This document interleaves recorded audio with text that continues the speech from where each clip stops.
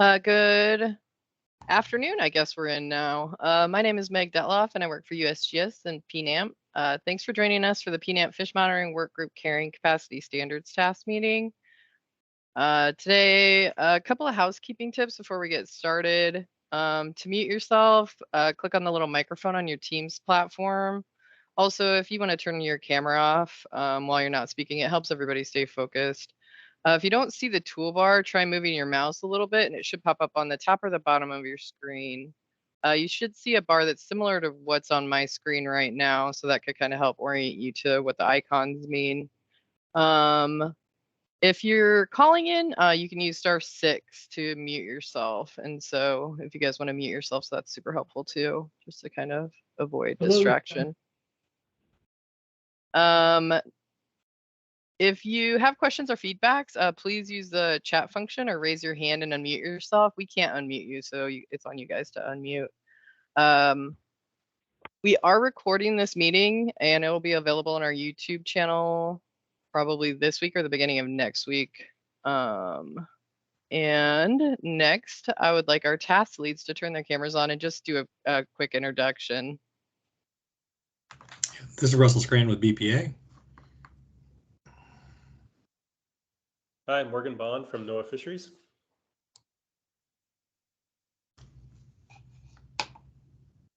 Jen, I don't see Tim. Tim's not on yet. Yeah, I'm on, but I keep getting booted out, so now I'm on the phone. Okay, all right, sounds good. Tim's on the phone, guys. You don't get to see his lovely face, but maybe some other day. All right. Sorry. No, you're totally fine. All right, it is now you guys' turn. Don't worry about turning your camera on or your microphone. Just simply open up the chat and introduce yourself with your name and organization. This will help us keep track of participation. And while you guys are doing that, I'll just quickly cover today's agenda. Russ is going to kick off the meeting with a recap of the November task meeting, talk about progress, cover what we hope to accomplish today. And then Kevin C. of WDFW will present on observations and limitations of products and development of the quantile regression forest carrying capacity models using regional habitat data. He'll focus on lessons learned and best practices for integrated data and QA processes. And then we'll hand it over to Brian Maschhoff of Salmonetics. He'll present on methods for visualizing model inputs and outputs, performing internal QA/QC on model results, and comparing outputs from multiple models. And we'll discuss the discussion will cover kind of an evaluation of criteria necessary for these models to help inform decision making. And then after the presentation, we'll have a discussion on data formats to share your outputs and guidelines for sharing core inputs. And then we'll wrap up with next steps. And with that, I will hand it off to Russell Scranton to give you a refresh of November. Thank you, Meg. I'm just finding out the fun joys of Microsoft Teams and how things are not working. I don't have the chat functionality on my computer program, so I won't be able to add to the conversation that way at the moment. I'll figure it out. But from last time when we met last November, we did a brief introduction to this topic and idea, and we discussed with a lot of the participants and members in the region some concerns that were identified with how carrying capacity may be applied. And I think what we've taken from that meeting was, again, further definition of the task and the description that we're trying to take time to document the best steps and best practices for, developing and using carrying capacity products, and share that information with regional partners. We've also done a little bit of work and discussion on data standards and exchange standards, where when information is going to be shared for these types of products, how do we share it? What formats are best? Where do we share it? So we made a little bit of progress on those types of discussions with some partners in sharing products, but we want to spend some more time today talking about those. And today, what we're going to do is, spend some time. Part of the request was showing some use cases and applications of carrying capacity products. And there are different versions and different names or nomenclatures that may be used for carrying capacity, whether it's density, abundance, fish distribution. There are lots of different ways that people capture and relate this information. And we want to just talk about some of the different products that may be used or have been developed, how we have seen that information is being shared, and some of the problems that we see and how that information is shared and how you visualize it. We've also been working on a best practices document in the background, as one of the initial ideas is that we want to produce a document, a white paper, that can share guidelines for how we share information, how you use and produce these products, and limitations that may exist. So, and the inherent risks and concerns that may be associated with this data. So that's what we want to spend time in today's discussion, is looking at these topics, these outcomes, and take time with this group and identify additional people who may want to participate, who are working on these types of products, to ensure that we have continuity and consistency and good ways to share and leverage products that are developed. Let's go ahead to the next slide.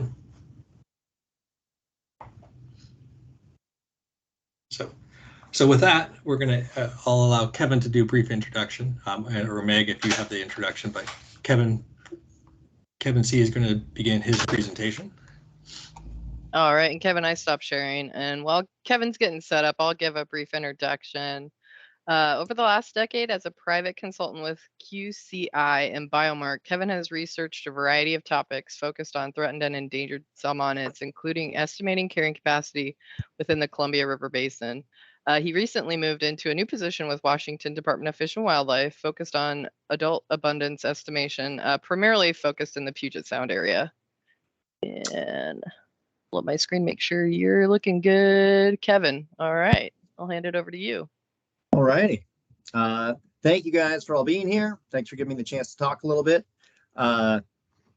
This will be kind of a talk about one example of a carrying capacity product, QRF, and a little bit about some lessons we've learned as kind of developed this or started sharing it with other people, some potential improvements for this one in particular.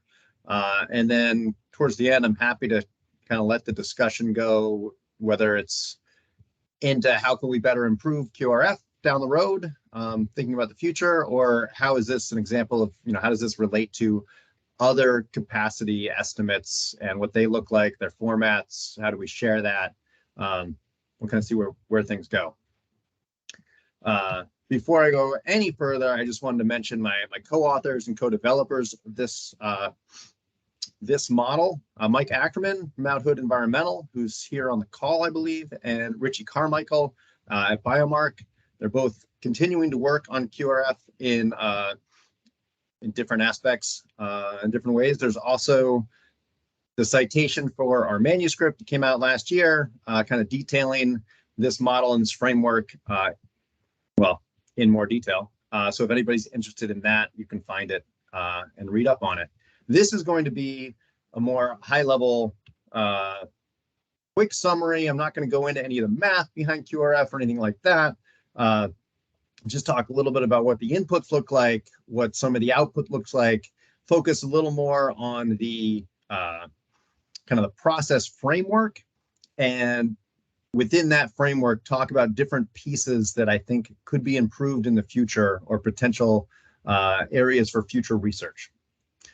So just a quick summary for QRF, it stands for quantile random forests. Our goal is to estimate carrying capacity in the freshwater areas based on habitat data. It's been focused on spring Chinook or spring summer Chinook and steelhead in a few different life stages. Couple highlights, it's empirical, so it's based on places where we have paired fish and habitat data. It uses that fish habitat data and a random forest model to pull out some fish habitat relationships, so it doesn't make any assumptions about those. But then it goes and uses an upper quantile of your predicted fish distribution as a proxy for carrying capacity. So the quantile is how we get into the, for Q is how we get into the carrying capacity, and the random forest, the RF, is kind of the modeling framework behind it. All right, the inputs that go into it, places where both fish and habitat data were collected, right?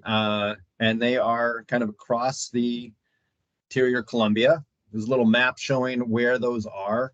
This was taken from a talk I gave in Wenatchee a few years ago, so hence the Wenatchee triangle there. You can see it ranges from the upper Columbia all the way out to the Salmon and down to the John Day and the upper Grand Ronde. Talk about summer rearing or reds. There's about 300 sites for Chinook and about 600 for steelhead. Talk about overwintering juveniles. We went to about 80 sites, of which we are modeling that on a smaller spatial scale channel unit. There are about 600 channel units in there. So several hundred data points for each model is the bottom line. Here's the QRF model framework. I know it looks super exciting, but this is kind of, I wanted to just go through it quickly so we can point out later different pieces and where we think things could be improved. So the top, you're collecting animal data or fish data and habitat data, translating that fish data into density, like a fish per meter. You pair up which places have fish and habitat data, put those together. Oh, are people having trouble seeing my screen? I'm not. Okay.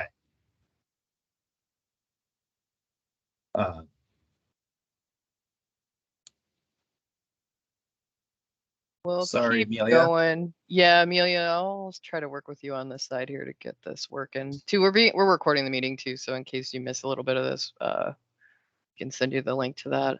But Okay. Feel free to keep going. Okay. So you've got a data set that has fish and habitat data. You got to select which of those covariates you want to use and fit the QRF model. On the other side, you also have a bunch of places, maybe you have habitat data with no fish data. So you take all of your habitat data. Some of them might have some missing covariates. Maybe they have too many missing covariates for one reason or another. Kind of toss those sites. Others that only have a handful, maybe you can impute those values. Then you use that QRF model, you make predictions about the fish distribution, pull out one of those upper quantiles, and you predict your capacity from that. That's what I think of as the heart of the QRF model. The next step is this extrapolation framework. And so that is how you move from places with detailed habitat data, like from CHAMP. So this map just shows you the Wenatchee Basin. Those are all the CHAMP sites, so you can make direct estimates of capacity with that QRF model. That's useful for a variety of applications, like at that scale, 200, 500 meter scale. That might be useful. There's also a lot of times where you want capacity at a larger spatial scale. And so to do that, we built an extrapolation model using all of those predicted capacities. So all those dots, all those points, those are the response. And then and we use two versions. There's a fish per meter, so you can make look at capacity at a fish per meter response or a fish per meter squared. And then we've been using a 124K linear network. It's been divided up into 200 meter reaches. Thank you, Morgan Bond, for creating that. I think it's been really useful in this exercise. Each of those 200 meter reaches has a number of what we call globally available attributes. We call them that because they're available everywhere on all those 200 meter reaches, including the ones where we have those QRF predicted capacities. So those become our covariates. There's a little list of them there. Fit a linear model basically to that and try to then predict capacities at all of your 200 meter reaches. And it turns the map of points into more of a linear network. And now you can slice and dice that at any spatial scale you'd like, in terms of you want to look at by the tributaries, by entire sub-basin, however you need that information presented or tabulated. I wanted to take a second here and talk about some of the lessons we've learned in terms of sharing those outputs.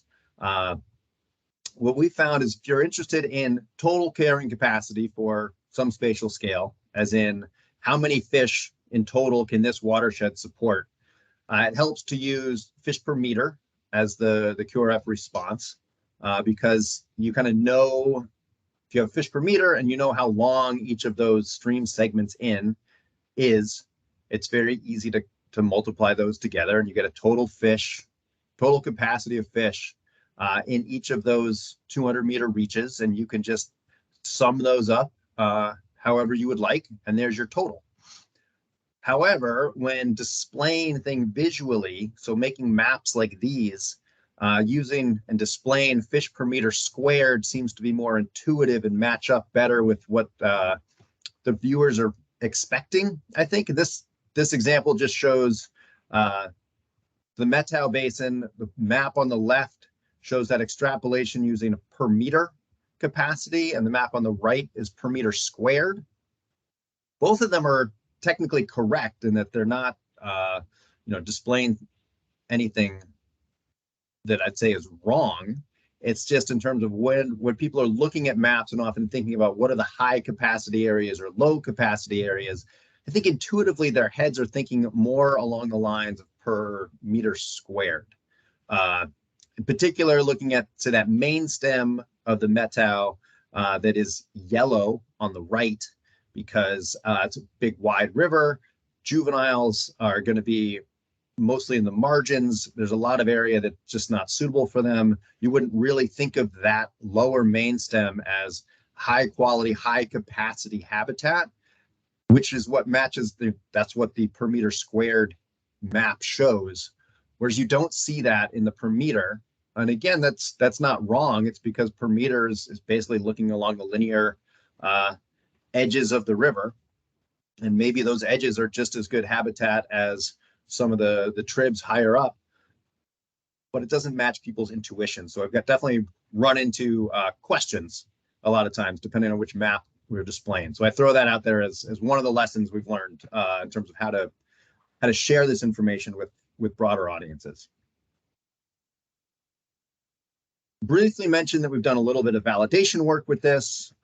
It's hard to validate capacity estimates because that's, especially for threatened or endangered species, you often don't expect to see your critters at capacity anywhere. But we've done this for Chinook parr in particular, and managed to compile some spawner recruit data with the help of a number of people to put this together based on either screw trap data or parr surveys, as well as either red surveys or other spawner estimates. And so you have nice time series at a number of watersheds. This is showing 10 of them. And you can fit your favorite spawner recruit curve to that, whether it's Bedford and Holt in blue, or Ricker in green, or a hockey stick in yellow or orange. And that's one way to estimate carrying capacity. And that's considered the gold standard by many folks in terms of how to go about doing that. And that is based solely on fish data. But you do need a fairly long time series to do that well, with some contrast in the number of spawners that are returning. The other curve on these plots in red or maroon is it's a Beverton Holt curve, but the capacity parameter has been fixed at what we estimated it to be with QRF. The dashed lines show the estimate of capacity at that watershed for each of the curves, and then you can see the curves themselves. Bottom line, I just wanted to point out that the QRF estimates in general fit right in with the range of all these other ones. So we're definitely talking something in the same ballpark. It is based on completely different data, right? The QRF model, this is really based on habitat data versus a time series of fish data. So, but they're all driving towards the same general picture what capacity is in each of these watersheds. So we feel pretty good that I think QRF is working. Or we have some faith that it's doing what we expect it to. All right, next step, I wanted to talk a little bit about the overall model framework and some potential improvements or future research directions that I think would be useful, right? So this is the entire QRF process. We talked a little bit about that QRF model bit over on the left before. The little extra box on the right is dealing with that extrapolation model. So the stream layer with reaches and pulling out your globally available attributes and fitting some sort of extrapolation model so that you can predict capacity at all of your extrapolation sites or reaches, and then turning that into capacity maps or capacity tables. And so this is kind of the full process. I'll mention a few potential improvements and then try to go into more detail around each one afterwards. So one is to help better determine the spatial extents for a particular species. I mean, the upstream extent and the downstream extent. All of the data in these QRF models, all of the fish and habitat data come from wadable streams. And so I think it's important to not extrapolate into non-wadable areas. At some point, the rivers get too big and you don't expect the same relationships to hold in terms of carrying capacity. And so I think it's important to draw a line in the downstream extent in terms of how far down should we be using these models, and at what point might you need to flip over into something else? Or does it just turn into a migration corridor anyways? Are there other extrapolation covariates that we could be using, right? We've pulled out some that Morgan Bond helped put together in that 200-meter reach linear network. There are others, and I'll talk a little bit more about that and how they might be brought into play. There might be other ways to do that regression as well.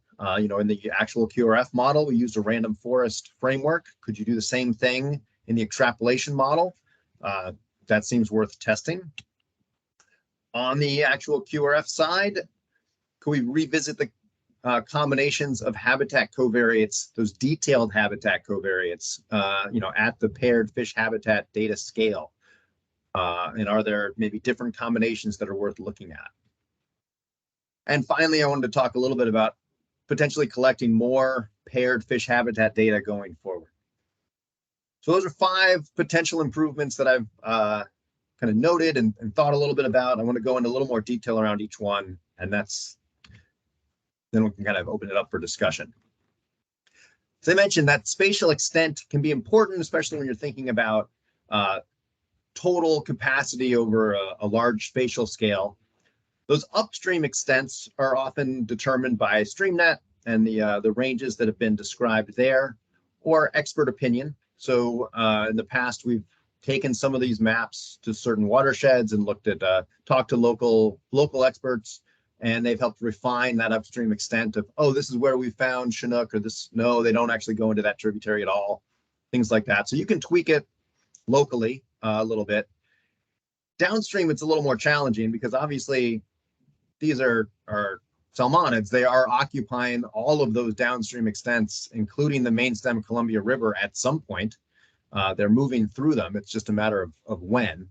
But in terms of what's appropriate for this carrying capacity model to be extrapolating to, I'd say it's the edge of your wadable habitat, right? Beyond that, it's we're kind of outside the realm of data that you were fitting things to. How you define that systematically can be a little tricky. And I never had the time to really explore that in great detail, but things like cumulative drainage area might be one. Strailer order does not work very well because it could be really different in the upper Columbia versus somewhere in the salmon watershed in Idaho, just in terms of where you are in the whole Columbia River network. Same thing goes. I mean, it's hard to find a generic definition of how to cut off when things are become unwaitable. Or not to say that that's impossible, just that there wasn't an easy answer, so we hadn't done it yet, but seems worth doing. All right, testing new extrapolation covariates.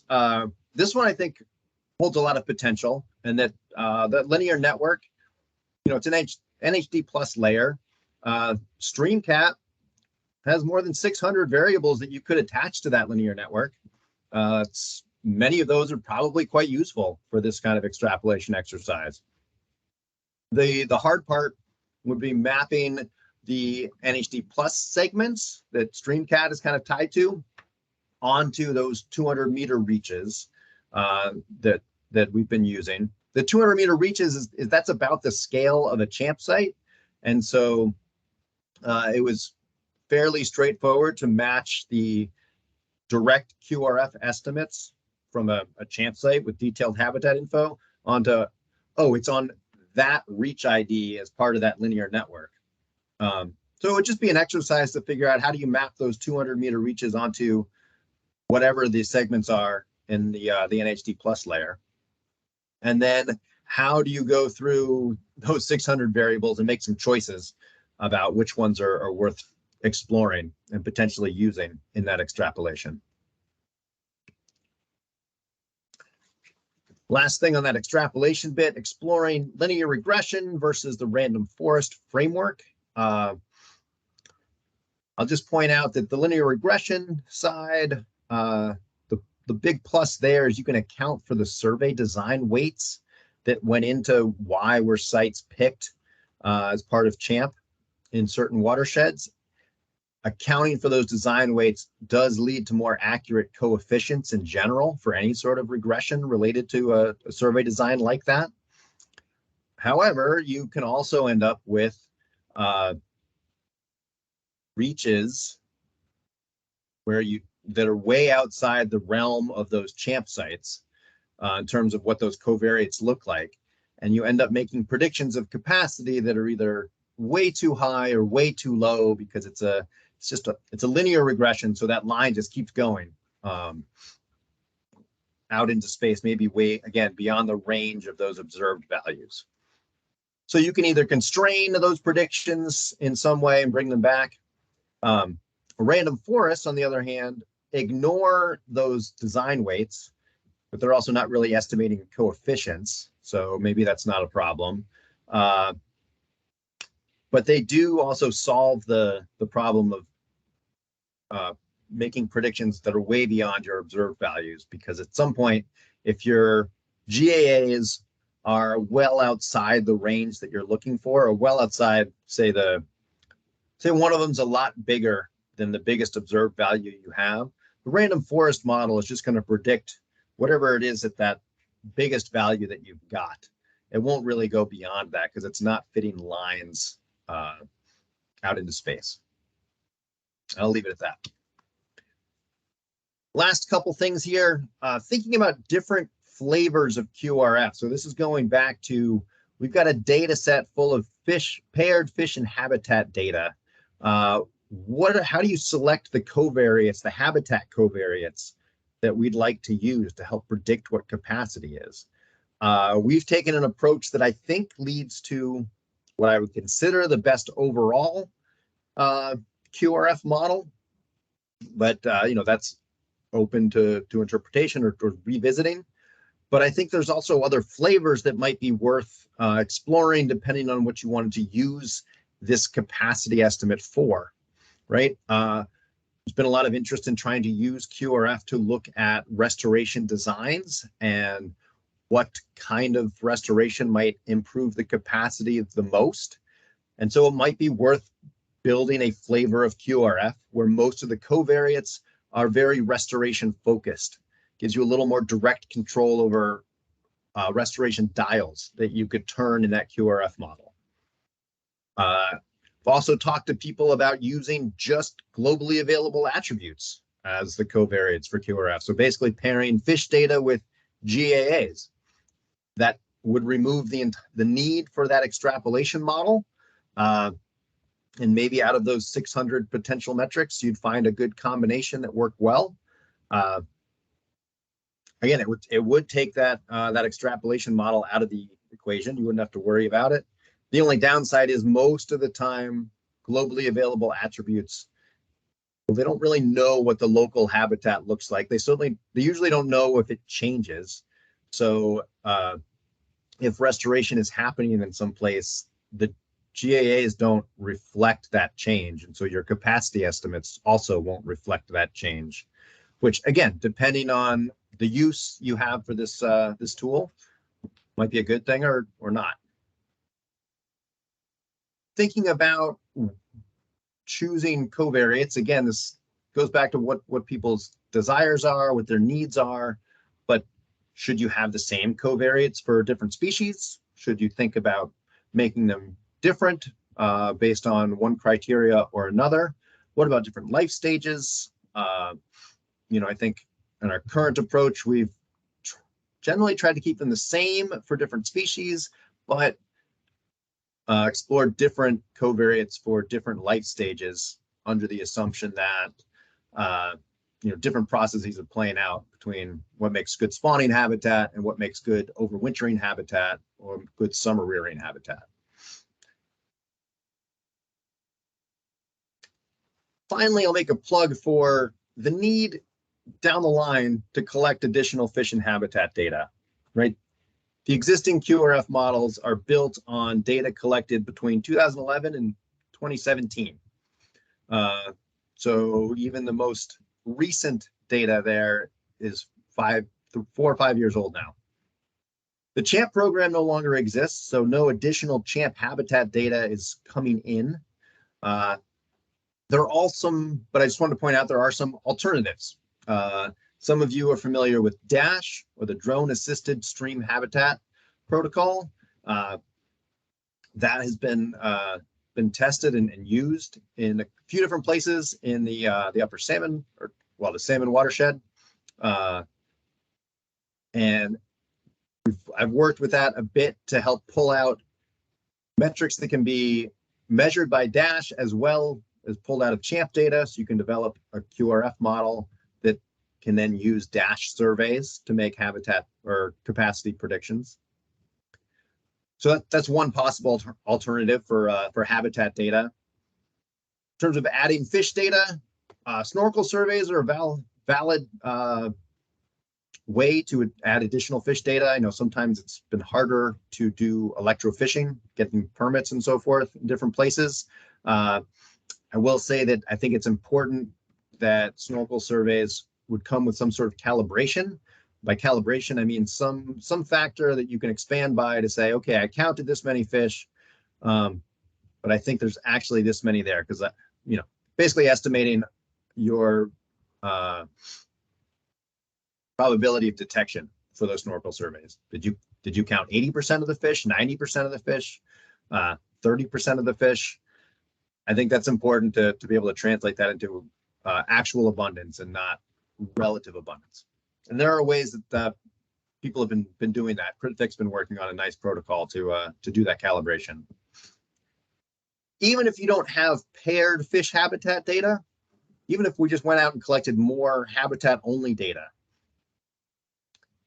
in this framework that allows for direct QRF predictions, and by that I mean it removes the need for that extrapolation.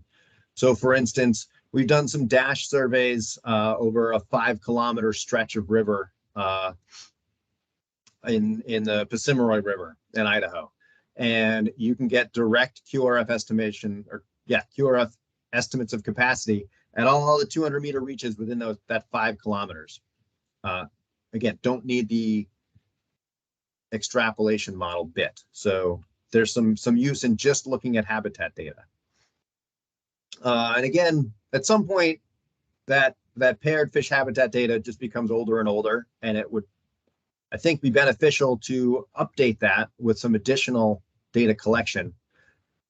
As we think about that, I think it's important to consider a study design around that, right? The current data set has fish and habitat data from a variety of watersheds around the interior of Colombia, covers a range of different types of habitat, there's, you know, a certain number of sites within each watershed.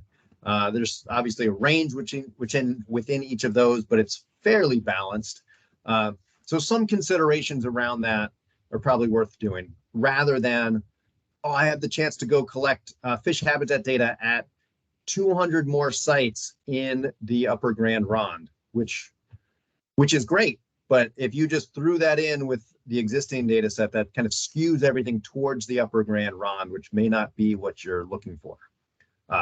So that's what I mean by considering a study design. And maybe when have you collected enough data from enough variety of places to start combining that together, maybe refitting some QRF models. And so with that, I was going to wrap up and take any questions, any discussion. Meg, I forget if we were opening it up to a lot of discussion now, or wanted to save that for a little bit later. Yeah, and we're a bit early too, so we can do discussion. It's totally fine. And we had Great. 10 minutes, but we have a lot of extra time, so we're good Okay. to go. I'll leave this slide up then as just a, you know, maybe potential improvements if there's talk about that, or if people want to revisit anything else. Yeah, raise your hand or put something in the chat. Yeah, and you guys feel free to unmute yourselves and ask questions. It's totally fine.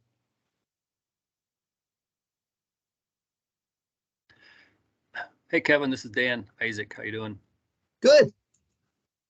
I thought that was just a great summary of, things not only that I'm sure you are confronting with the QRF model, but, we run into many of the same things with the SSN models and, the utility of the geospatial covariates that are available and the age of the data and extrapolating, et cetera, et cetera.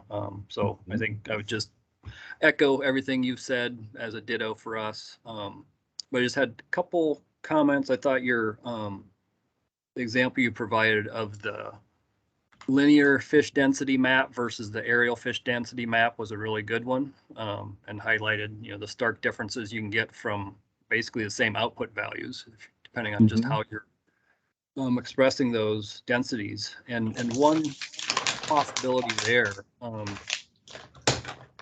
that could be explored is you're using flow models essentially to provide your discharge values. And so those are nice because they get away from that watershed size, stream size relationship, and different portions of the Northwest are wetter and drier. And so those flow models will account for that and give you a standardized discharge estimate.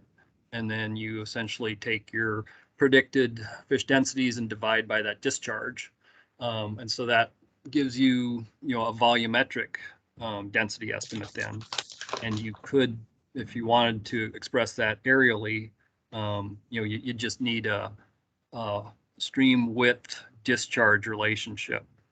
And then you can make that translation. But that's a good point you raised, and there are some potential solutions out there for it. And that's a really good point. Yeah. And so there's a couple different flow models there. So the VIC flow model scenarios that we've created have historical and then future, if you want to do future projections, but then also just the basic NHD plus streamlines.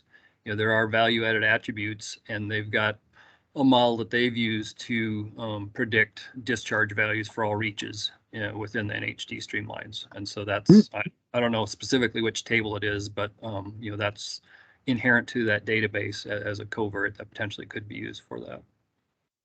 That makes a lot of sense. I also think discharge might be potentially a good way to sort of discern where that downstream extent might be for what's weightable, what's not. Yeah, for sure. Yep. Yeah. And then you could just say, okay, this is our criteria, and, don't believe or take everything with a grain of salt beyond this size of stream. Yeah. Exactly. Awesome. Thanks, Dan. Russ, you got your hand up. Go ahead. Yep. I think those are good comments to capture for some of the best use practices documented. I think one of the things I was going to ask you, Kevin, is in your choice of the linear networks that you used, did you have an evolution? I know you went to what Morgan had provided, but were there other ones that you were using, and just the issues that you may have saw with, the variability of those? Are those fairly problematic, or something that we could be working on to improve? What's your opinion? That's a good question. So I'll take that a couple different ways. One, for terms of linear networks, I did not explore too many others. One of the big appeals of Morgan's layer was that he had taken the time and effort to chop it up into those 200-meter reaches, which that was the kind of the scale that our QRF models were operating on. And it made it easy to kind of match things up with CHAMP data on that scale. I think other networks aren't necessarily as systematic in their reach lengths. In terms of, and by reach length, at that point, I just mean the little segments that they've put together, right, as part of that linear network. But it could be worth exploring, although, yeah, that'd be the only potential pitfall I'd see with that. Going back even further, we had, once upon a time, when we first started developing QRF, we were using master sample points for the extrapolation. The idea there is that all of those CHAMP sites were originally chosen based on a master sample point data set across the entire interior Columbia, and a GRITS design based on that. Each of those points had a bunch of globally available attributes assigned to them. The downside to that was those were really points on the landscape that didn't represent any particular stretch of stream. It really was an infinitesimally small point on the landscape. And translating that into consumable formats that were easy to share with other people and easy for them to digest was more problematic. Obviously, it's a lot easier to understand that this 200-meter stretch of stream. You could go out, you could look at that 200-meter stretch of stream, like, yep, that's the one. Versus this is this infinitesimally small point on the landscape. What does that mean, and how do you translate that into a watershed scale capacity?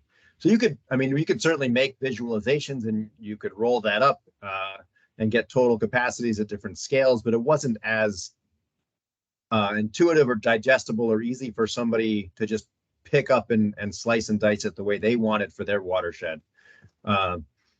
So that was the big motivation to move towards a linear network in general, because I think that at least matches the what people are looking for in terms of a format that they could share. And then it just, like you said, it comes down to, okay, well, what linear network do you want to use, and which one makes the most sense, both for your particular output, but also for people to consume, right? And so, Dan, Isaac, and I are both working on linear networks. It would probably be great if we were working on the same one, right? In terms of being able to, people are trying to take in both of those things in any way that would make the most sense. You teed up key pieces, I think, for a conversation in a bit, which alludes to one of the other factors or issues is, a 200-meter segment reach. And you said, CHAMP's data is at, channel units, which is smaller. How do you aggregate them? How do you do things? And, getting that at the end of the data, providing information at a 200-meter reach, 1,000-meter reach, which is more realistic and applicable to guide restoration, is one of the things that we'll try to talk about. Can we guide monitoring or guiding these reaches like that? How do we break up your reaches and your transects to make them more consumable for different purposes? Will be something maybe we can talk about. But thank you. I think, I should mention, so part of why we split things up at about a 200-meter reach scale. Well, we split it up in the channel unit for overwintering fish and about 200-meter reaches for summer rearing fish. And part of that was based on data and observations about how far fish travel during those time periods, and sort of when we think about a habitat unit, I guess, that a fish might be using in the summer, it was okay. Yeah, they probably using about a 200-meter reach and maybe moving back and forth within that entire 200 meters. Versus in the winter, they're hunkered down a lot more and probably aren't moving further than a channel unit, a pool, a riffle most of the time. So it was the scale that we were modeling, that building the QRF models on, tried to match up biologically with what we think fish were using. The extrapolation side of it is a different question, because that becomes a little more of, well, what's feasible in terms of where your GAAs are aligning, where do you have those sort of thing. So it's a slightly different question. Excellent. Thanks, Russ. Anyone else? I don't see any questions in the chat. Nope. John Arterburn, you got your hand up. Go ahead. Oh, well, I don't mean to distract from the conversation about carrying capacity onto the linear network question of what is the right density of information, what is the right way to portray information, etc. But I know up in the Upper Columbia here, we've been working really hard to get a unified spatial structure, and I've been at the forefront of that battle for a while. And up here, what we use is a 1 to 4 kilometer long reach. And then we have subbasins and we have assessment units that are done at the Huck 12, so that at least we provide some guidance to people on some sideboards of what we consider common currency in the Upper Columbia. That has been working out pretty well for us for the most part.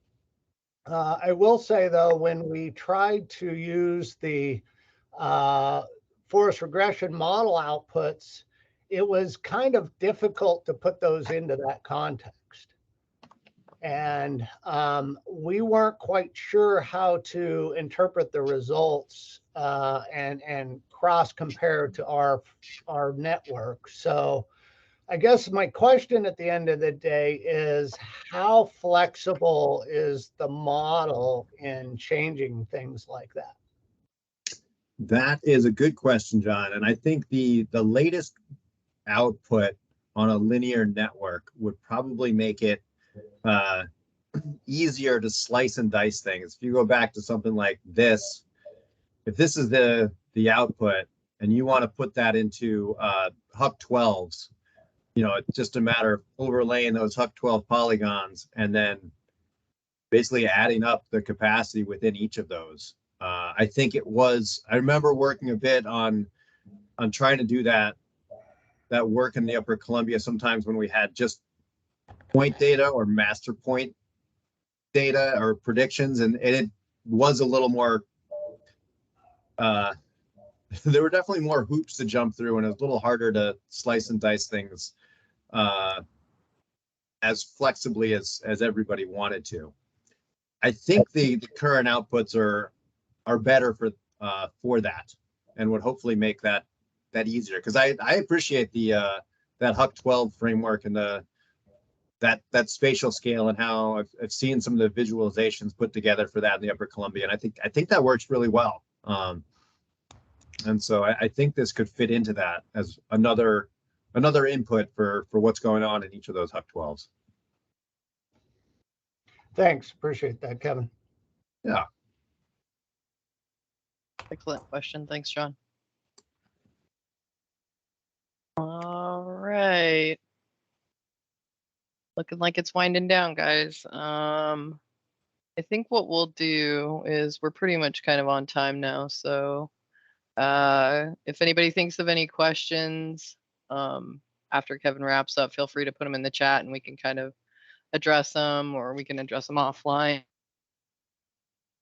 Well, yeah, and we do have a little bit of discussion time. So at the end of this, that we're going to take things that you may see here or think about now, or may pop up in a few minutes, or as Brian presents, that we can discuss later. Yeah, So, we've got about 4 minutes. I saw Shuba, you got your hand up. Feel free to chime in here. Okay, thank you, Kevin. It's a nice presentation. I was, thinking Because the in your model we have to use the density, but the density is always noisy data, as you know, right? So if I go and collect the data one day, you will not have the same density if you go collect the next day, right? Also the timing difference in the effects by the timing flow are the different things.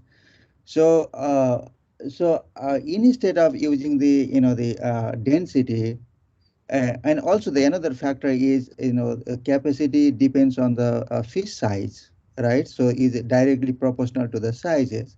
So that the if we use the density might be more biased or maybe noisy data in our model. So instead of using the density, maybe I was thinking maybe using the GLM or the JAM or another linear generalized linear model instead, so like the presence and absence might be the better, and then later once you created the habitat suitability map for the different life stage or maybe by fish length, and then you can convert that habitat suitability map into the number using the, because lots of the model have been developed. So then might be that option would be the better, or what do you think? Because you have done the several ways, so you think the random forest might be the better than other methods.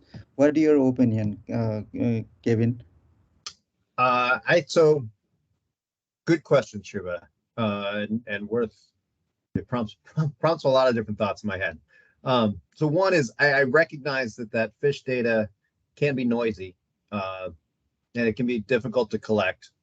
At the same time, I think it's really valuable because it actually does get you to an abundance of fish in this particular slice of habitat, which if you wanted to reduce that to presence and absence, you certainly could. And in terms of using habitat characteristics to then help you define the range of a species in terms of, well, which habitat becomes suitable or not. But I think that's a different question than carrying capacity, in terms of what's, how many fish could this habitat support versus how suitable is it for a fish to arrive there or to make a living there. Right? Because if you have habitat that's sort of low density, but it's always occupied, that says something about it's suitable to some degree, but it might be low capacity. I mean, I think that point does go back to the importance of trying your best to collect the data as well as you can, right? Whether that's doing a good mark recapture, a good 3-pass depletion, a strong snorkel with calibration type survey. And it is messy. It is noisy. Over the course of those 8 years of data, a number of sites were visited more than once. And so for a site, you might have a couple different densities of fish.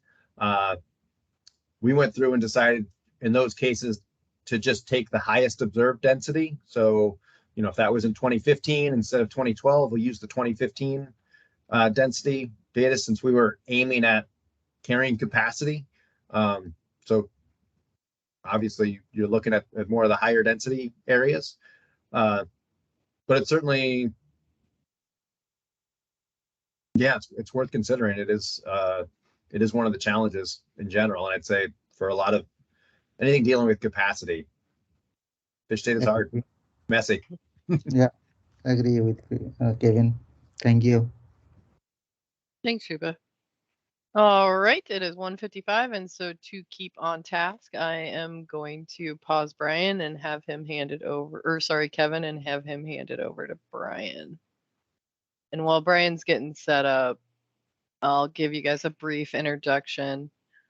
Brian's a private consultant with Salmonetics, specializing in data visualization, who began providing services to BPA over 10 years ago. He initially worked with Heinrichsen Environmental.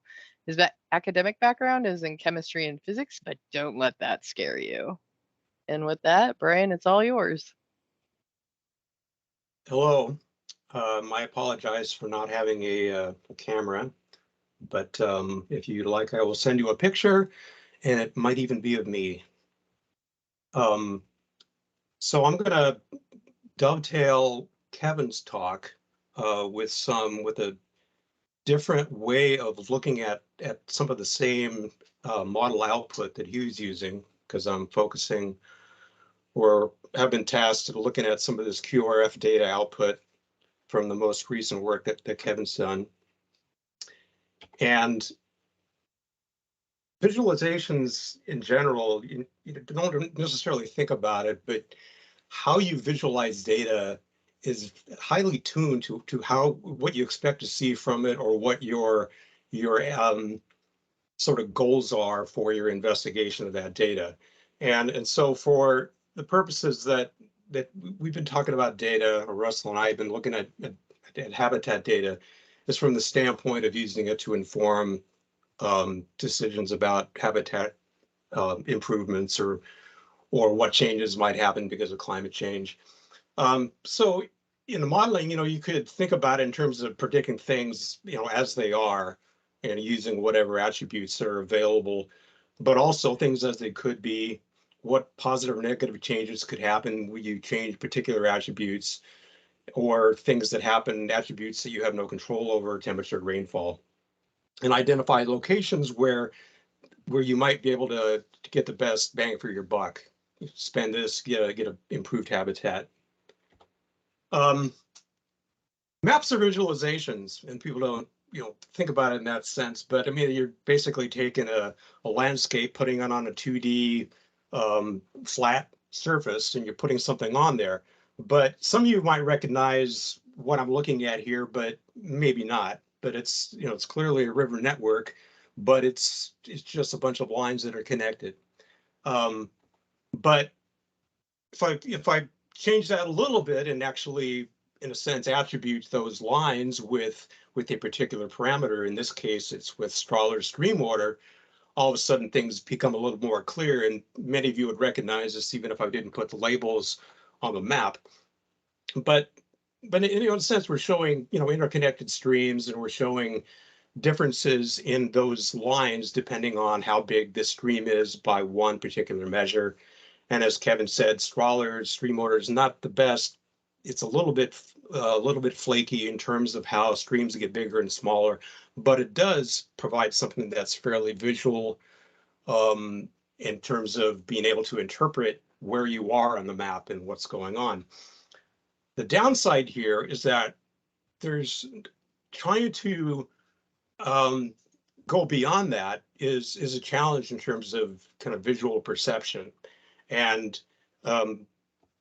it's true that you can go with color scales, and as Kevin showed earlier for the Methal, this is again that same area, looking at the output for Kevin's model for Summer, Chinook, Par. And here I've used a color scale, but the challenges are as follows. First of all, you need to kind of think about how you want to represent those colors, choosing colors that are, but also the number of categories. And you always run into issues in terms of how the data is just distributed across those categories, really influences strongly the perception of the data. So it's really easy to present the data in a very skewed way, inadvertently sometimes, but especially if you're going to go between data sets or different regions and try to look at the same thing, you'll miss some very important features. And in this particular case, this is looking at per meter instead of per meter squared. But there's a number of very odd things that I've encountered looking at the data, regardless of the attribute or the output that's being looked at. And so I was very interested in being able to look at this in a different way, such that frees up some of these coordinates or the degrees of freedom for looking at other things. As I said, you can use color, sort of limited. You can also use alpha, but it makes the rivers kind of look discontinuous. You can use line width, as I've done here, but then you lose the ability to distinguish the rivers, the smaller rivers from the smaller rivers. So there's no good trade-off. So I'm going for a new strategy. So we've been talking about linearized stream networks. Well, let's really take that to the extreme and really just straighten out the stream, get that second dimension back. That allows us to make the XY plots that we're all familiar with looking at, where we can plot all kinds of things versus a distance along a stream, inputs, outputs. We gain a more precise model interpretation or a data interpretation, and being able to validate and look at what the data looks like. We do lose the two-dimensional geographic context, but there's ways that we can get some of that back in working with in conjunction with maps. The requirement is sort of an attribute for length along a stream.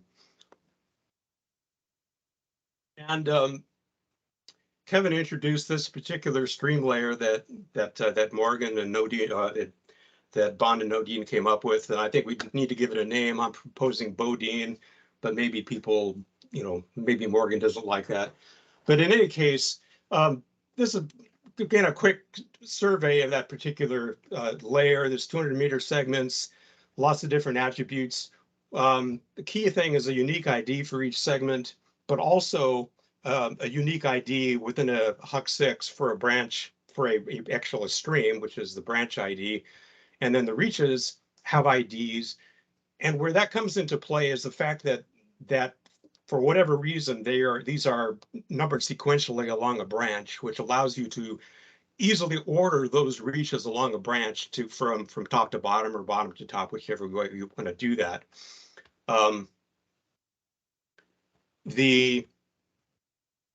And so given a unique ID for a particular point or a particular reach in the stream, you can then query for all reaches along that stream, order them.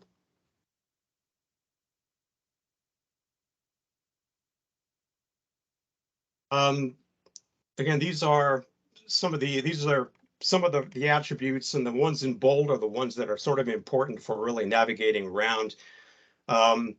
The name of the stream can become important, as I will show, for bringing in other data or other attributes from other sources.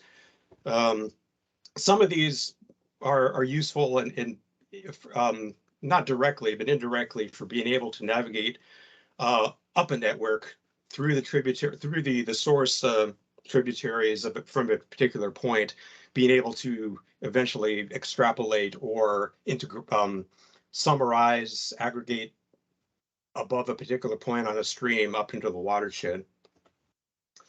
Some more attributes. The reach length is really important because that enables you, along with the order of the stream, to determine where you are in the stream. Start and end elevations are useful at the very onset for being able to do some QA of your approach and make sure that you actually are moving upstream or downstream. And then confluence, again, helps you find out where the tributaries lie along the stream. And then there's a few other aggregates that are available for that Kevin selected from to do the QRF modeling, and a lot of these are listed here.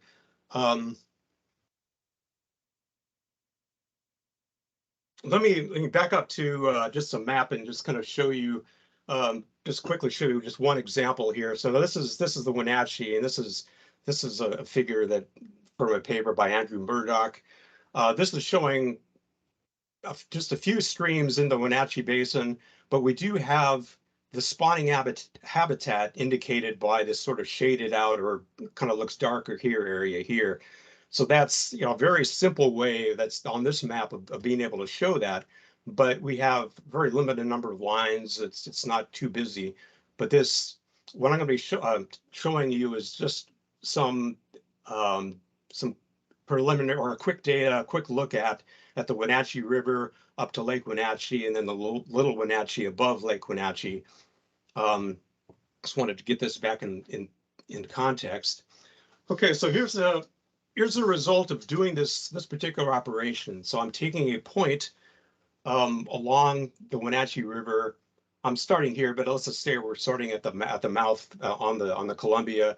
We're moving upstream, and the elevation's going up here, and we see various features along the way here. But because we've created this along the length, we can bring in other attributes that we can put position along that. So besides elevation, which was one attribute, I'm also bringing in the stream order from the Strahler stream order, which is a little bit unclear here because it only has 3 sizes here, but you're starting out at stream order of 8, and as you're moving upstream, it goes down to 7, and then finally to 6 when it hits Lake Wenatchee. And you can also, in this case, I'm color coding the StreamNet fish use here. The very bottom is migration only, and then it goes into rearing and migration, and the very top is spawning and rearing. Just really quickly, you can kind of look for features here, and one I think that was interesting is this sort of plateau right here. I was wondering where that is, and this gives a way of seeing are we really at our river kilometer 50 here, and if I go to what that point is, I identify that yes, we are at Tumwater Dam, which is at 654, so it's a little bit high as opposed to about 750 on the map, but it does, give you, back to a correlation of the geospatial from the linear.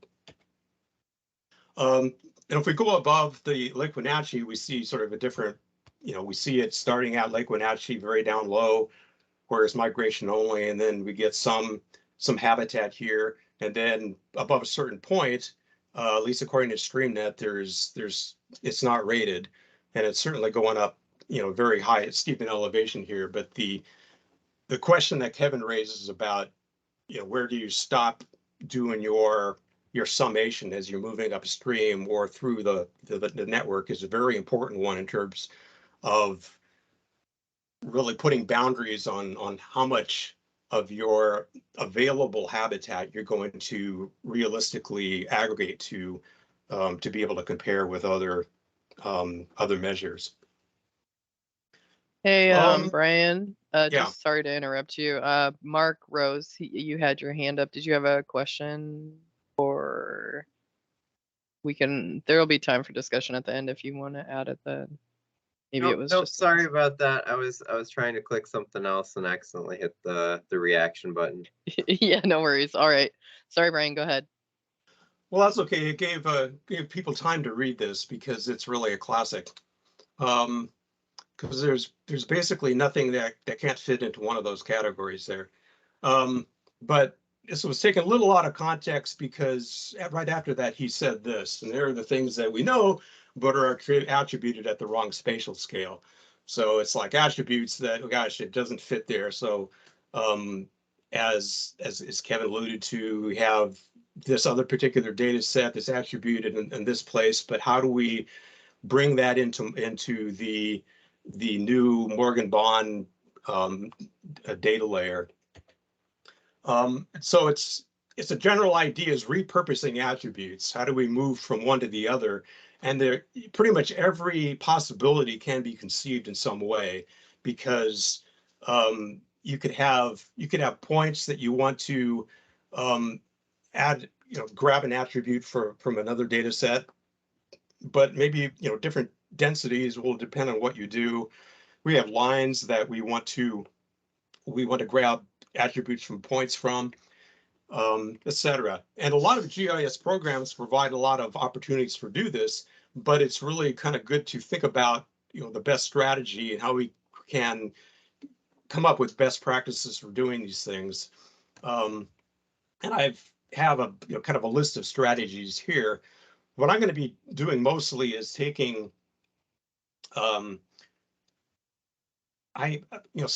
since the bond layer has lines, I want to fit things that or grab attributes or essentially add attributes here. And the way I'm doing that is by looking at particular points in my network. Let's see. Well, let me just back up, just move along here for a second and show you some examples of other things that I'd want to be able to used attribute toward this bond layer. As Dana suggested, there's northwest stream points and FDAT points, stream use, intrinsic habitat actions, red transects, red counts, pretty much anything you can think about that isn't a geospatial position or stretch or area is something that would be nice to be able to relate in a similar way on a common sort of vocabulary about where you are in the system. Kevin has in his first iteration of the QRF used some of the GAA attributes, and then he borrowed a couple of these, the ones at the bottom here, or the that are kind of listed here for his newer model. And these were not part of the data set that Morgan Bond had, but these have been attributed into that. And perhaps Kevin can describe a little bit more how he did that. But this is an example of taking other attributes and bringing them into the same geometry to be able to compare. So let me kind of give an example of doing that. So this is a stretch of stream in Hayden Creek in the Lemhi. These alternately colored segments here are reaches, are 200-meter reaches in the on the bond layer. And what I would like to do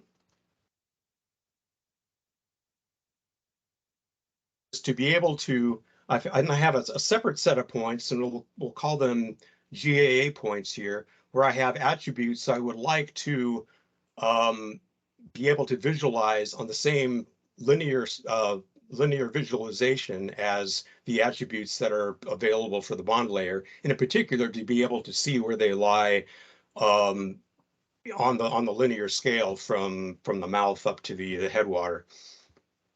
But so, obviously, you look at some of these points, and some of them are on the line, some are not. So obviously, they are generated on a different, hydrography.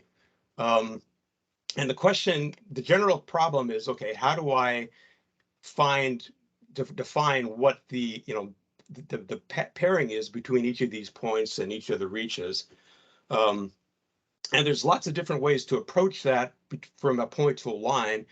One simple way is to think about the midpoints on each of these reaches, and we're going to then try to find the closest midpoint between this point and that point. And so obviously, if you're looking here, this point is closer than this one for this point, and this. So then I would choose this point and say, okay, that's the midpoint that I want to use, and I'm going to grab the unique ID from that particular point and assign that to this point where I have a whole bunch of other attributes for generally available attributes in the sense. So in that sense, if I have something else over here I want to bring in, I can grab this unique ID.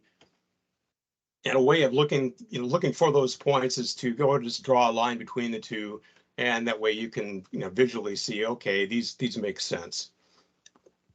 But there are possible complications to that don't show up in this simple example, but will show up here. So this is expanding out to the Lemhi watershed in general.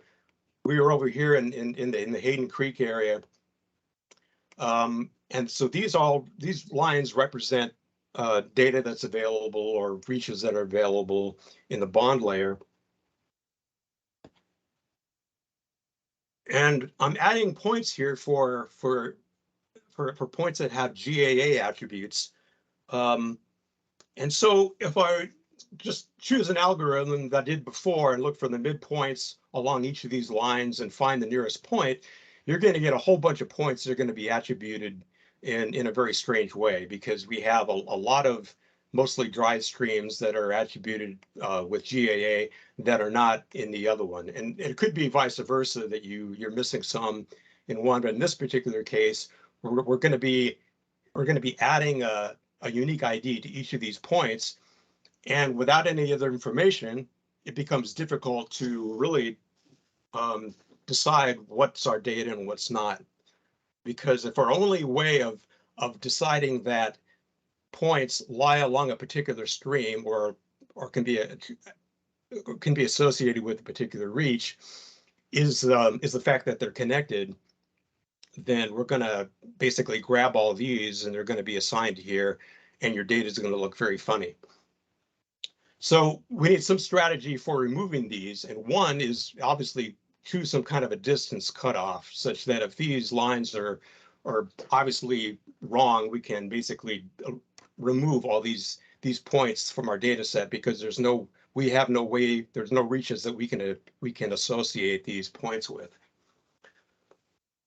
But the one challenge though is that if your data density on the actual stream is fairly low for these points, then the distance to a midpoint might actually become fairly large, such that you might start excluding some points that you'd really want to use.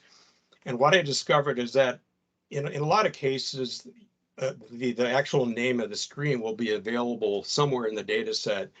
And if you essentially make those be equal, then you can use that as an additional filter.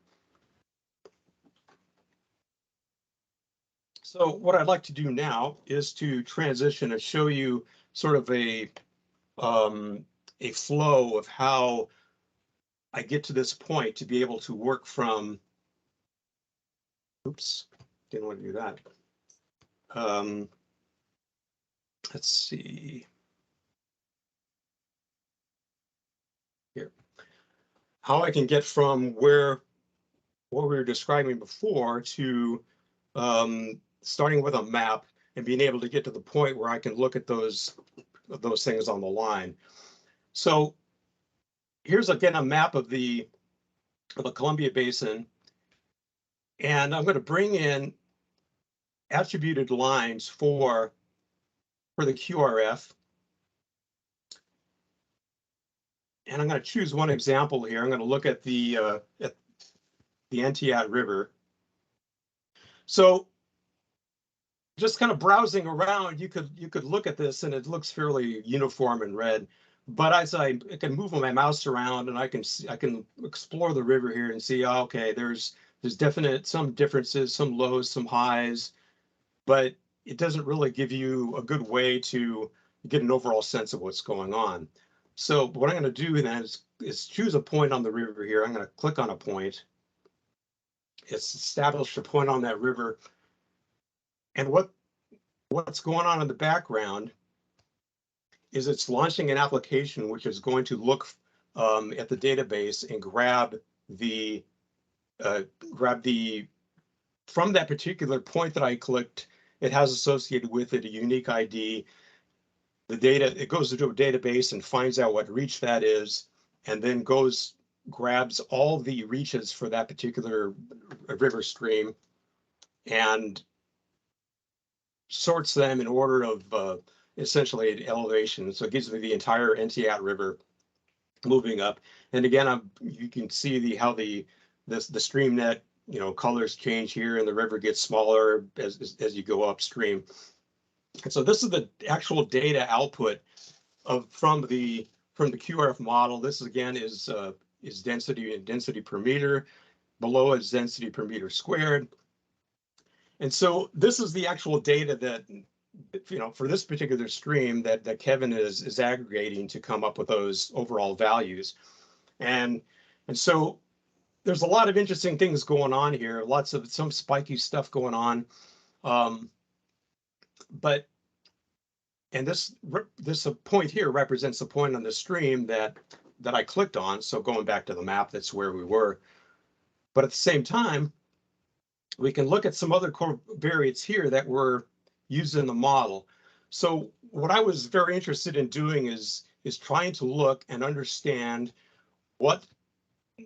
how the attributes that were available at each of these points along the stream contribute to the output of this model.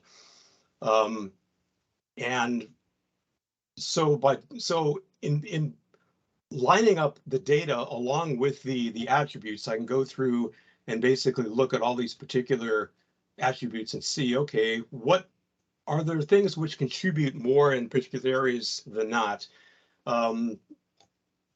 What can represent what's going on here?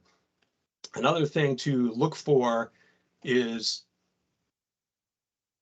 as Kevin showed, there were, in this particular stream, there are a lot of data points which are actually used for the, to inform the model, which essentially the CHAMP sites, which were then extrapolated to give you the model for this full river length. And if I want to look at those points, I can actually choose those. And what's this showing me is that all these extreme points here, both high and low, are pretty much from the model itself. There's a few that are relying on the stream, but these extremes are coming from the actual model. And one further thing I can look at, just based on the data itself, that Kevin didn't show, and is very difficult to show on a map, is confidence interval. So if I click there, what I'm showing here is the data that's imposed. I'm basically choosing a confidence interval that's twice the standard error. You know, it's going up and down, and so you can see that in certain places the confidence interval kind of goes off the scale, and so it might be useful to have be able to adjust that to see how that fits. But depending on what stream you're looking at, the confidence interval can really dominate the data points themselves.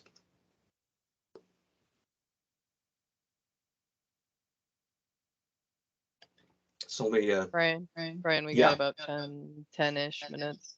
Okay.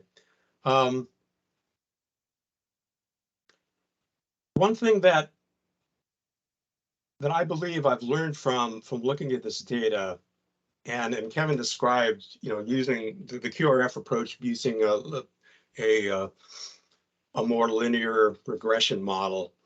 One thing that the QRF does, because each one of these points here, the ones that do not have data points, these are the actual values that were fed into the extrapolation program. The data on other points without the blue dot are estimated points, and each one of those is actually essentially a weighted average of a bunch of different leaves from trees in the random forest that all have a different, that you basically create the random forest with a whole bunch of different trees. You have a series of attributes for a particular point. You feed that into the trees and see which leaf it falls in each case. You take all those outputs and you average them together. So if you have extreme values or fairly high values, you're generally not going to, those are not going to show up as the highs in your output model. You're going to those are going to be averaged with generally much lower values, and the same with the lows. And so the net result of that is a data compression in both directions. So you essentially squish down the highs, you bring up the lows, and what you're left with is stuff in between. And one way you can look at that on a global scale, if you look across the entire data set, there are almost no values at all that are below 1 fish per meter. And the same applies for fish per meter squared. There's a floor by which you just won't find any data, and it doesn't seem realistic to me that there would be no places in the stream that are that low, and at the same time you are removing the highs. The question that arises when you're going to do some kind of an aggregation or summing across the river or across a watershed is whether you are maintaining the same balance for squashing the highs and the lows.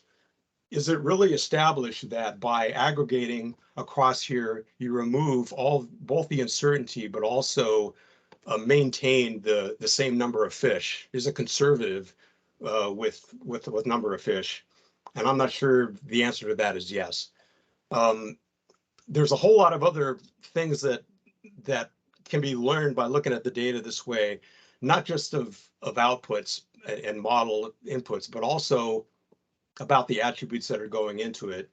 And let me kind of transition out of this back to the PowerPoint here. And one thing that I found was kind of interesting is that in this data set that Kevin had, he doesn't have the actual stream width. There's an unmodified floodplain width, but stream width isn't here. Yet he was modeling fish per meter squared, and I'm kind of wondering about that.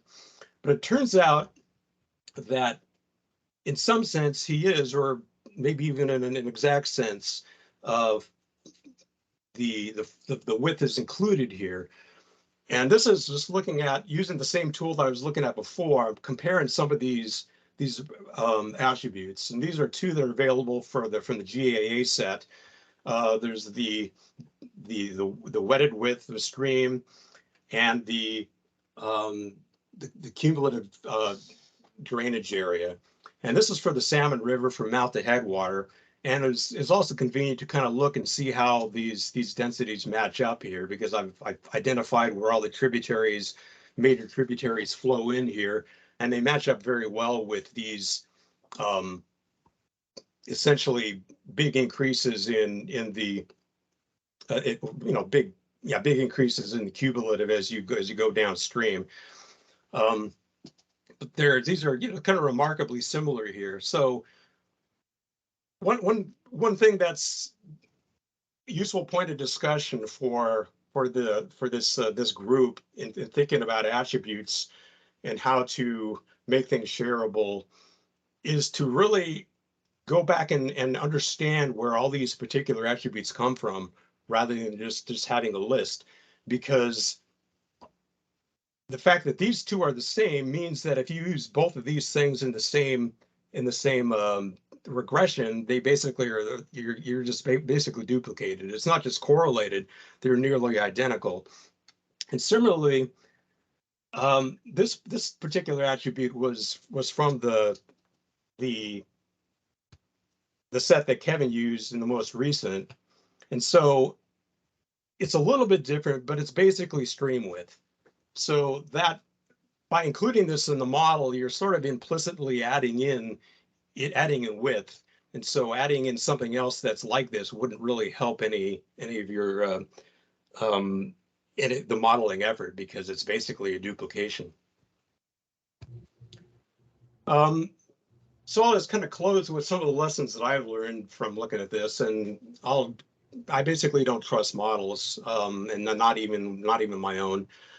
It's good to check pretty much everything about the model that you can, and it's even when you're developing a model or using a model, it's good to know if everything that's going into the model, if you believe all the assumptions, if you understand the data that's coming out of it.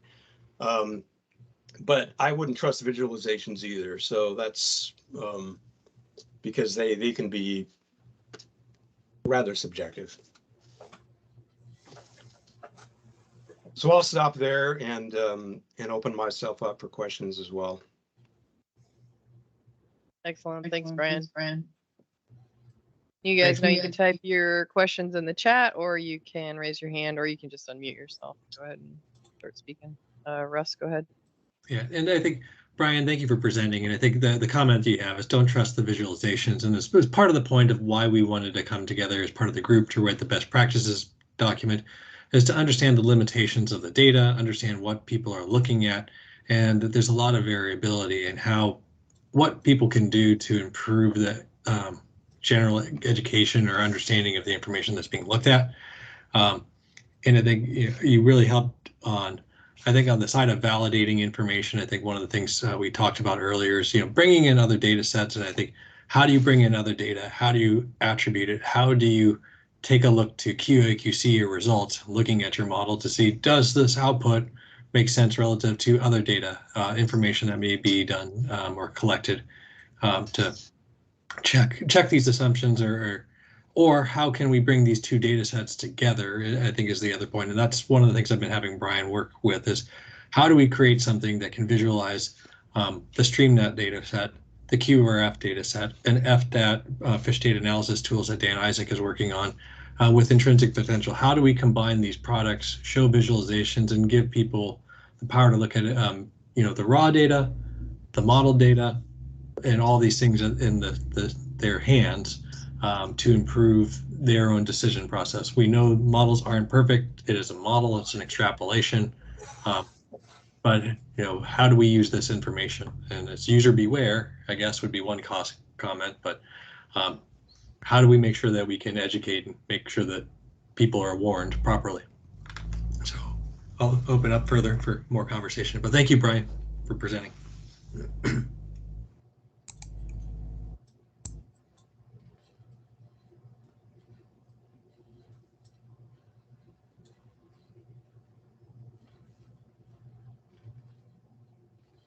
All right, I'm not seeing any questions in the chat. And remember, you should unmute yourself.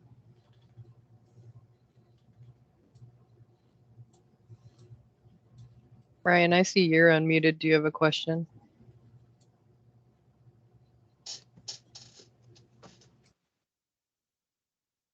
Do I have a question?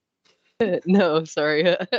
Ryan was unmuted, so I thought he had a question, but he muted himself, so.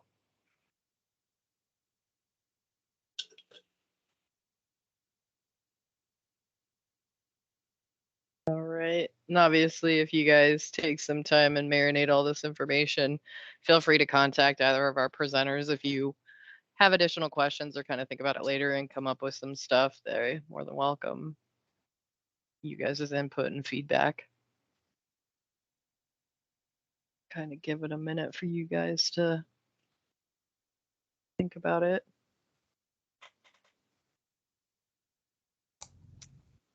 Well, just to add to the conversation between Kevin, as I said, this is Russell Scranton again, with Kevin and Brian's presentation. There's lots of things to think about with carrying capacity information on these linear networks, and the ultimate goal of being, in some cases, of what BPA has been asked for is using carrying capacity information, fish density, and habitat information to guide where restoration is. We still have that as part of a term and condition of the biological opinion. So how do we take and make sure that these products are produced, usable, and consumable? And how do we make sure that more information can be made available to help test or validate or update these products in the future? And or make sure that people can be corrected if things are being misused. So I think that's what I want to tee up for part of the next conversation and what we're going to try to talk about later.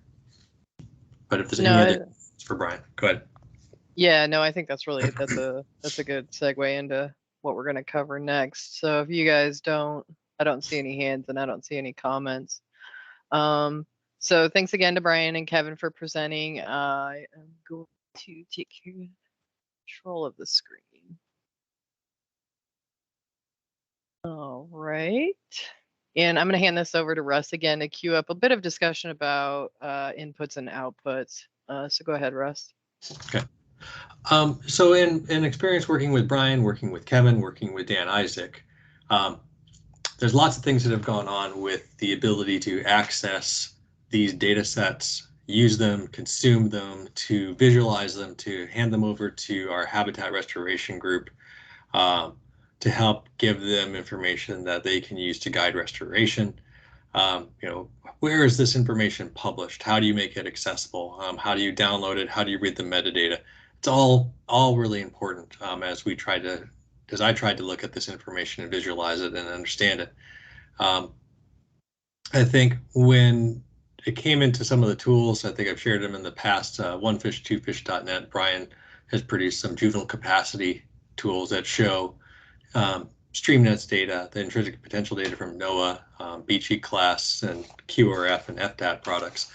When that information is provided, how do we compare it? How are things different? How do we rate information? And I think Brian teed up a lot of things that are important for us to consider as this group discusses how do we create a document that can help guide or discuss the limitations. But also I wanted to talk about how can we guide ensuring that information can be made available for this types of products, whether it's the raw fish data, whether it's using a different linear network, whether it's the 1 to 24K NHD layer, the 1 to 100K NHD layer, or the one that the Bodine layer, as Brian called it. Sorry, Morgan, we'll figure out what we call that soon. But what is it that we need to help improve the access and understanding of the data? And I think two other considerations I wanted to talk is, guidelines or implications for how people conduct monitoring. One of the things that Brian highlighted that I've seen is that when people document their sites for monitoring, a lot of people document and link sites to a StreamNet ID, which relates to a StreamNet hydrography, which doesn't relate to the 124K or the Morgan Bond layer. So how do we attribute that information? And making sure that people, when they collect their data, have good site nomenclature that includes a stream name, a river ID, whatever it is that we can come up with some guidance is important. But also, I think more guidance on how people break up their stream segments in transects, because I've seen people that document data sets at one site for a kilometer. Some people will break them up every 100 meters randomly, or some people break them up based on the channel units or other factors. So if there are things that people can think of or think are some good guiding principles that can help guide improvements to consumption and usability of data, I'm hoping that we can document those and share those issues for this guidance document, and then share that also with people who are collecting data to ensure that that data becomes more consumable. And I recognize that most data is collected for a different purpose and an alternative need for a specific entity. However, making sure that that data can be consumed, if it's real data, in a format that may be usable to others, I think is an important factor in making sure the data is available regionally. So with that said, I think if there are more questions or comments or things that people think are really important and critical to changing or advancing how we do carrying capacity estimates or models or sharing information on linear networks, tools that can be available. I think one last example is Dan Isaac and the work for us with FDAT has produced tools and things that do site snapping to linear networks. But of course, that tool is to the 124K NHD network, not to the other network. So how do you generate and snap and document which site goes to which river segment, which tributary? It's an important factor. So let's open up the floor for discussion and where you guys think we should be trying to take some of the documentation needs. Hey, John Arterburn, go ahead. Yeah, just to follow up for a second on what Russ was saying, most data is used on a relatively small scale. So people in a local area are far more likely to utilize the data than are people far flung from that location. Not to say nobody has an interest in larger geographic extents like BPA, who has to cover the whole of the Columbia. But I would say that one of the strategies that needs to be employed is that local groups, like I'll use the Upper Columbia, for example. The Upper Columbia has created their own kind of stream network that is standardized in all the basins up here. And it would be good to make sure that this information can be aligned with that, as well as whatever the needs are for the broader region.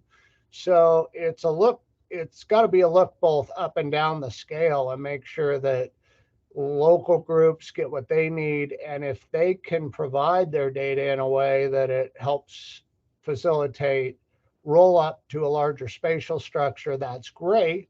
And vice versa, if it's collected at a larger scale, to the extent that we can, we need to figure out ways to make it downscalable to the local area.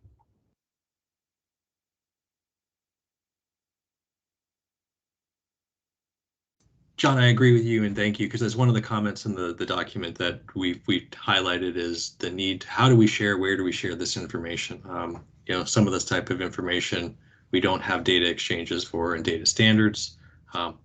If we can make recommendations to those things, I think will be helpful. So thank you.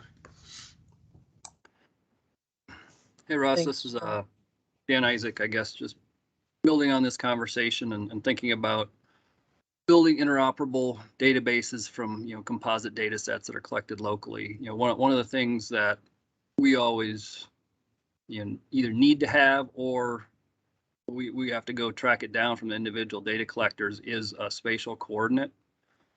So, that can be obtained by referencing it to whatever the reach code is. But because there are multiple different networks that people are using, those codes differ depending on the network you're using. So just something that's agnostic with regards to network, and as simple as getting a latitude longitude coordinate or a UTM coordinate from a GPS unit. That's something that gives you that interoperability, because that gives you a point in space, and then when you're going through and organizing the data set into something larger, you can use that with any stream network. And the complement to that then is having the stream name, because when you're doing kind of the very specific work of making sure it's on the right reach, if that happens to be near a tributary confluence with a larger stream, you then sometimes still need that stream name to sort out which reach is the proper reach to have it on. And then I guess the third thing that's useful and also potentially then universally applicable across these different data sets is, if you're dealing with longer reaches, you want to have not just one spatial coordinate, right? You want to record the beginning of a reach and the end of a reach. Or, if you're chunking it up into multiple subsegments or channel units, you want to have coordinates for those different points along that reach. And the problem with that then is when you're getting down to really local scales and channel units, your GPS coordinates, there's enough slop in those that you start to lose kind of useful precision unless you're going to more survey grade sorts of geolocations. But just as general guidelines, I think those would be some key things to remember and try to have incorporated into this paper. Thank you, Morgan. Thanks, Dan. Oh, sorry. And Yes. that's a good note, and it's a good segue into whether or not you guys feel like there's additional kind of things to be aware of, or maybe some red flags or some things that maybe these guys aren't looking at that you, with boots on the ground, could say, well, this isn't going to really work, or it's hard for us to get this level of data. Do you guys have any suggestions for things for the tathletes to be aware of with building some of this stuff? Go ahead, John. Well, one of the things that we found in our work up in the Okanagan was that NHD layers were really bad in terms of stream length. And what we found was the smaller the stream, the worse it got. NHD was full of straight lines, and as you go into smaller streams, they tend to get more and more sinuous in a lot of cases.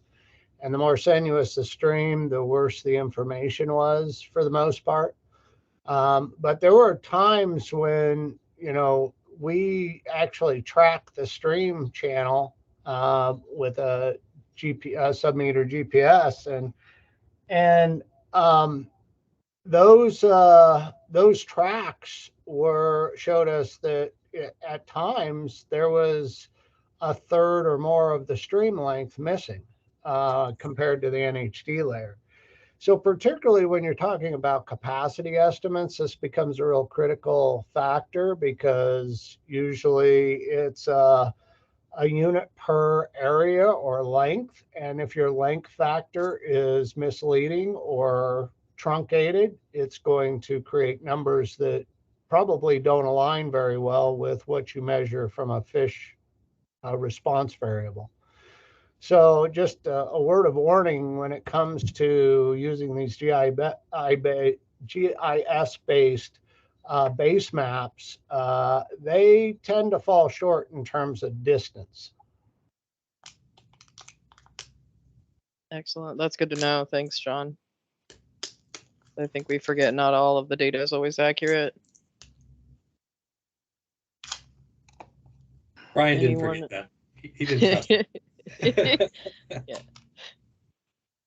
Excellent. I'm not seeing any comments.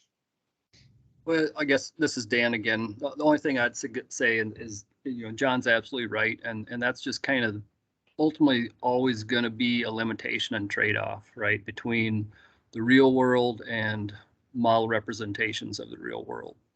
Stream length is a good tangible example, but it's also true for most of the other covariates that we can derive and use in GIS environments, that they are,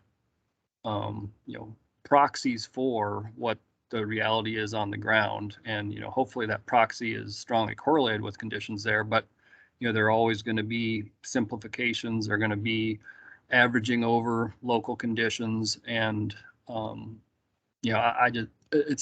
so the question ultimately then is, can you still make useful models from those proxy representations? And to a degree you can, but then there's also just going to be the local details that you can never adequately capture in kind of a broader scale model. Now you could do more detailed work, with site-specific LiDAR to represent, every individual pool and riffle and get really close to kind of local conditions, but then, you can't apply that level of data collection analysis across a whole river basin. So, we just always need to be aware that there's trade-offs going up and down scales. Excellent. Good point. Go ahead, Brian. One possibility, though, is using this bond or Bodine layer as a starting point, and yes, the stream length there was tied to some GIS measurement of along the individual segments that make up a reach, but it doesn't have to stay that way. So, for example, at a local level, if a particular reach is defined from a particular set of coordinates from one to another, and that could be actually measured in some other sense using a GPS unit that you float a boat down the river and measure it. That additional length could be actually input or updated for that particular reach, which would then lengthen the stream by that much. And so that's one way of handling both the the local bigarities of the global model and basically improving at the same time. I mean, it is relying on choosing one particular set of coordinates, but I mean it does provide a mechanism for doing that.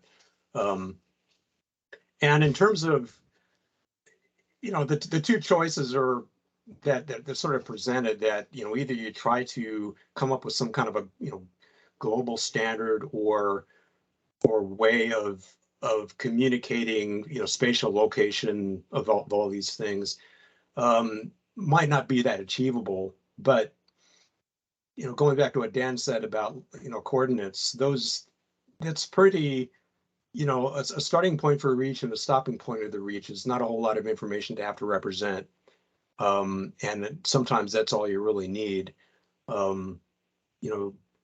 The other attributes sort of maintain themselves, whether it's sinuosity or whatever, but that's also going to be subject to local interpretation. So probably the best thing is to come up with best practices for facilitating moving between one or the other, and giving people guidance for how best to do that, or tools to do that, rather than try to converge on some standard way of representing the landscape. Excellent point, Brian. And that's a good kind of segue into the next part. Russ, if you want to go ahead. We've got about 10 minutes left, so if you want to go ahead. Yeah, so I was going to say that it is a good one, good segue. And I think the piece that I was going to highlight is that there are opportunities to discuss how we exchange information, where we, what are those processes and things that we can do. I wanted to highlight an example that, part of the discussion we had is that Morgan Bond's GIS layer, how do we make it accessible? How do we access it? Because he's struggling to have NOAA hosted and posted and keep it up on a site with the metadata. But all these types of things, as Brian just said, being able to attribute your site, giving a way for our sponsors and contractors who collect data in the region to, improve their site documentation in best practices is one of the things that we want to do. So I think talking about this best practices document is one thing. If you have additional comments or thoughts, we're starting the draft. We have some outlines of these products and would like to have you guys participate. We'd like to hear from you guys what your things that you think are most important for us to prioritize in this are. And I think we want to talk briefly about how to provide your feedback. Meg, everything here is on Microsoft Teams. We do struggle with Microsoft Teams, and I've found myself having Microsoft Teams just removed from my computer this week. So it's a platform that we're trying to use to share, and we have the hyperlinks here for the fish monitoring work group and for this task. You can contact Morgan Bonds, Tim Copeland, and myself to give us suggestions and feedback. And our goal is that from this, we're going to take back some of the things that we've heard today. We're going to come up with the outline of a best practices document, share that with people who are on this call and anybody else who wants to join in the future to kind of set some time frames for this product. And we do want to, we're trying to shoot for getting some draft out here, shortly, but we recognize field season is underway and we want to be able to engage people who want to participate kind of in reviewing this product. Or helping contribute to that product. So if you have any desire to contribute, helping in writing and looking at the draft, as I said, feel free to reach out to Morgan, myself, and Tim. But our expectations are that we are hoping to have another meeting and a follow-up to this one to talk about and share an outline and try to make some progress on the document. Morgan, Tim, is there anything else that you guys wanted to add, or Meg, for kind of the next steps and timeframes? That sounded good to me, Russell. Okay.